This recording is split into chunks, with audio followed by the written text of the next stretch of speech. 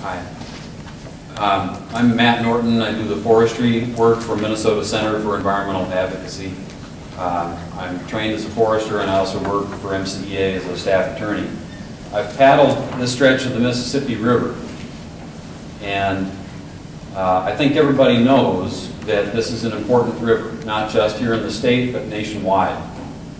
I think it's important to remember that people around the world learn about this river just as they learn about the Amazon and the Nile, as already mentioned. It's one of the world's most fantastic and important rivers. And that's the reason why it's called the nation's great river. This stretch of the river was inventoried back in the 70s by the U.S. Department of Interior and found to be the only stretch in the Mississippi River corridor that qualified as a wild river. That means it bears some similarity. It's representative in that last 47 miles before you hit Lake Itasca of what the entire 2,550 mile long river once looked like. That's it. That's what's left that's representative of it.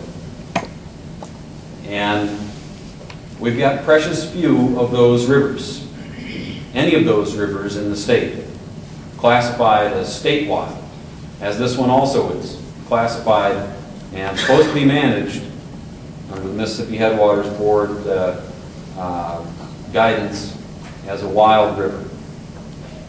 What that means is the state of Minnesota made a promise decades ago to manage this river to preserve and enhance the values that qualified it as a wild river.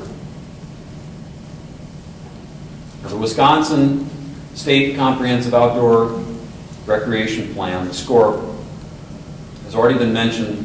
The basic point of that study, that's the state document submitted to the federal government to get dollars for trails, is that ATVs used in a recreational way are incompatible with every other form of outdoor recreation. So what does that mean?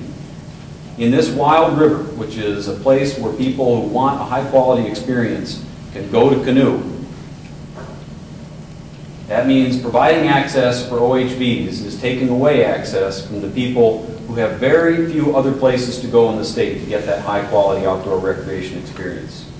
That quiet, the solitude, being there and seeing trumpeter swans, or sandhill cranes.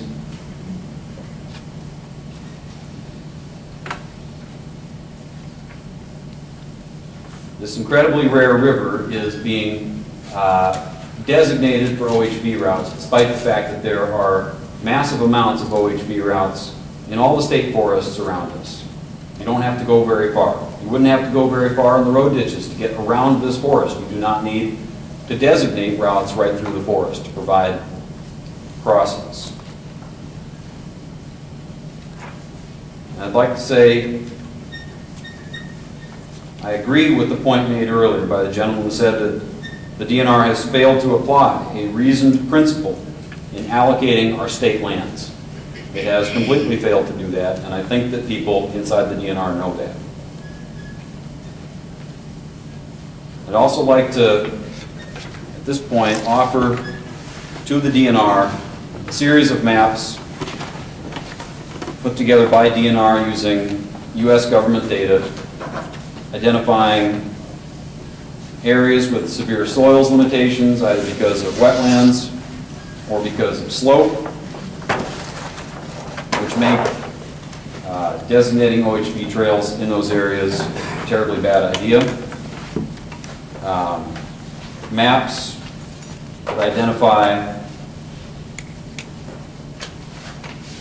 areas highly likely to contain archaeological sites, not determined by me, but determined by Dr. Scott Anfinson, the state archaeologist,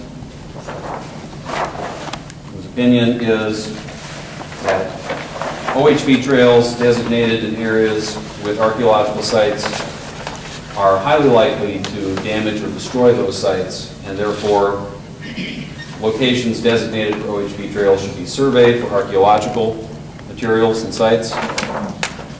Also, a series of panels using U.S. Department of Agriculture and Natural Resource Conservation Service data, identifying off-road motorcycle limitations, soils that can't take OHM traffic, path and trail limitations, soil rutting hazards that are very severe,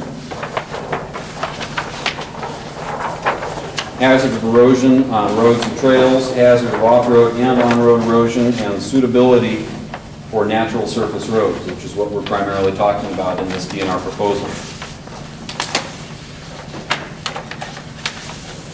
And finally, there is a map that identifies National Wetlands Inventory data, a 1,000-foot corridor that is supposed to be protected and ATVs kept out, that buffers the river on both sides. Thank you. And finally, just from the perspective of a citizen who believes in upholding basic rule of law and order and some principle of fairness, I think it's outrageous that at sites where there has been constant illegal use, scofflaw behavior, driving around boulder wings, driving around gates, driving around signs, tearing down signs, causing the rutting and erosion and sedimentation of many cubic yards of soil directly into the Mississippi River. And I'm talking about stumpages and coffee pot landing. I think it's outrageous to say now, after years of trying to control that illegal use, that the best thing for the Department of Natural Resources to do is to designate those routes for off-highway vehicle use. I think that is absolutely outrageous. I just can't even understand it.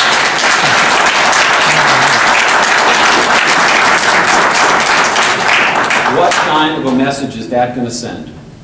What kind of Ray Bowen, the lobbyist at the state capitol, used to talk about needing a cultural change in the OHV riding community, which meant getting people to respect basic signs and laws and things like that. Getting a cultural change as being an important part of solving the OHV problems that we've got.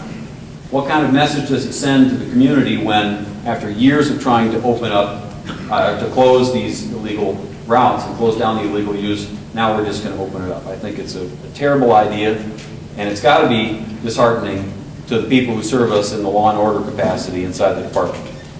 Thank you.